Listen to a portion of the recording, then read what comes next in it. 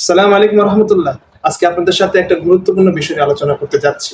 সেটা হচ্ছে যে আপনাদের অনেকেরই কিন্তু নিজের স্ত্রীর উপরে আকর্ষণ জন্মে বা নিজের স্ত্রীকে ভালো লাগে না।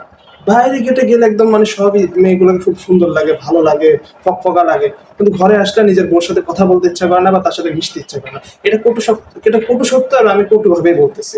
কেন বলতেছি? চলেন আজকে এটাকে একটু ব্রিফলি ডিসক্রাইব করে দেখে আসি। আসলে কারণটা কি এবং এটার সমাধান কি? দেখেন, আমাদের জীবন হচ্ছে গিয়ে একটা চলন্ত গাড়ির মতো।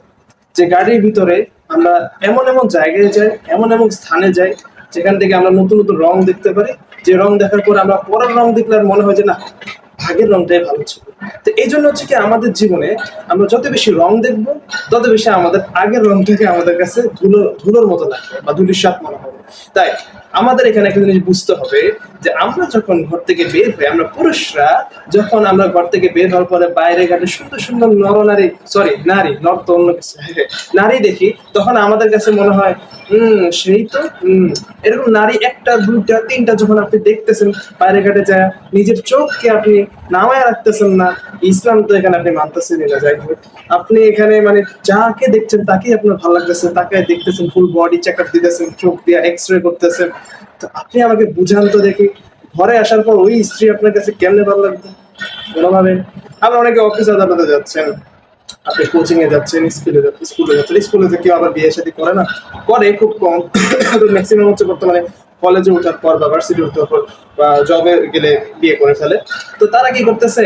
তারা তাদের কোচিং এ বা তাদের কলেজে বা তার ভার্সিটিতে বা তার জব সেক্টরে যে সুন্দর সুন্দর নারী দেখতেছে, আর নিজের চোখকে যে নামায় রাখবে, নিজের ঘরে বা ঘরে যে একটা মানে মানুষ আছে, এদের তার চিন্তা নাই। দেখতেছে মজা লাগছে, ভাই ভালো লাগতেছে, বাইরে গেলে এনজয় করতেছে। ঘরে যা কি এনজয় থাকে, ঘরে যা খালি বউ মানে বউর সাথে পকর পকর পকর পকরই করতে হয়, আর তো কিছু করতে হয় না, তাই না? যে সে সুন্দর করে এগুলো দেখে, ঘরে এসে তার কোনো কিছু ভালো লাগে না। তো এই জায়গাটাতে হচ্ছে সমস্যা।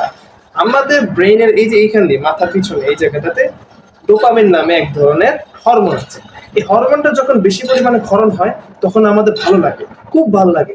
এখন বাইরে ঘাটে আপনার সব ভালো লাগতেছে, সব দেখতেছেন ভালো লাগতেছে। তাহলে আপনি আমরা বলেন বাসায় আসার পরে তো আপনার কোনো কিছু ভালো লাগার কথা না, কারণ বাইরে ঘাটে সুন্দর সুন্দর জিনিস আপনি দেখে গেছেন। ঘরে সুন্দর কি আপনার সুন্দর লাগবো? আপনি বলেন তো লাগবো কিনা? লাগবো না। তারপরে যে অনেকে আছে আবার কি করে, রিলেশন আছে, যেটাকে আমরা মানে ওয়ার্ডটাকে দিয়েছি সামাজিক ভাবে, এটা হচ্ছে পরকীয়া। ঠিক আছে, পরকীয়া প্রেম। সুন্দর, এটা সুন্দর একটা নাম না? প্রচুর ভয়ঙ্কর জিনিস হচ্ছে এটা। এখন কি করতেছে মানুষজন? বাইরে যাকে পাচ্ছে তাকে সুন্দর করে আলিঙ্গন করে নিচ্ছে, কাছে টেনে নিচ্ছে, ঘুরতে যাচ্ছে, ডেটিং করতেছে। তো এগুলা করলে, যদি এগুলো কেউ করে, আপনি আমাকে বলেন তো, ঘরের মানুষটা কি মানে তার ভালো লাগবে? হ্যাঁ, তারা মনে করতেছে যে ঘরে আমার পান্তা ভাত, বাইরে আমার বিরিয়ানি। কিন্তু সত্য কথা হচ্ছে ভাই, ঘরের বিরিয়ানি বাদ দিয়া আপনি বাইরের পান্তা ভাত খুঁজতেছেন। তাই সাবধান হয়ে যান। আপনি আপনার চোখের হেফাজত করুন। হ্যাঁ, এটা সমাধানটা এইটাই, যে চোখের হেফাজত করুন, চোখ নামে রাখুন। আল্লাহ তাআলা কোরআনে বলে দিচ্ছেন, একদম স্পষ্ট ভাবে এগুলো আছে, যে আপনাকে চোখ সংযত রাখতে হবে। আপনাকে মানে আপনি এখন ইসলাম জ্ঞান মানেন, আপনি ইসলাম জ্ঞান মানেন, হ্যাঁ, আপনি না মানলে আপনি দেখেন, আপনি যদি না মানেন আপনার কি কি সমস্যা হচ্ছে। বাইরে শান্তি লেগে ঘরে শান্তি নষ্ট হয়ে গেলে, ঘরে শান্তি না থাকলে বাইরে কোনো শান্তি থাকে না, এটা কিন্তু আপনারা সবাই জানেন। তাই আমি আপনাদেরকে অনুরোধ করছি, যারা বিবাহিত আছেন, আমার ফ্রেন্ড লিস্টে অনেকে আছে বিবাহিত আবার অবিবাহিত, দুজনের জন্য এটা নসিহত, যারা বিয়ে করবেন আর যারা বিবাহ করেছেন, দুজনের জন্য, যে ঘরের বাহিরে বা ঘরে যে কোনো স্থানে আপনি আপনার চোখকে সংযত রাখেন। এটা করতে পারলে আপনার দাম্পত্য জীবন অবশ্যই সুখকর হবে, এবং আপনি বলতে গেলে আপনার স্ত্রীকে অনেক ভালোবাসতে পারবেন। আর যদি না করেন, ইসলামিক ভাবেও শেষ আপনি, সাংসারিক ভাবে আপনি শেষ। আর আপনি শেষ হলে আমার কি, আমার বলার, আমি বলছি আমি আলামিন চৌধুরী, সাইকোলজি স্পেশালিস্ট। এখনো হয়নি, পড়াশোনা করতেছি। ইনশাআল্লাহ আমার সাথে থাকবেন। আসসালামু আলাইকুম ওয়া রাহমাতুল্লাহ।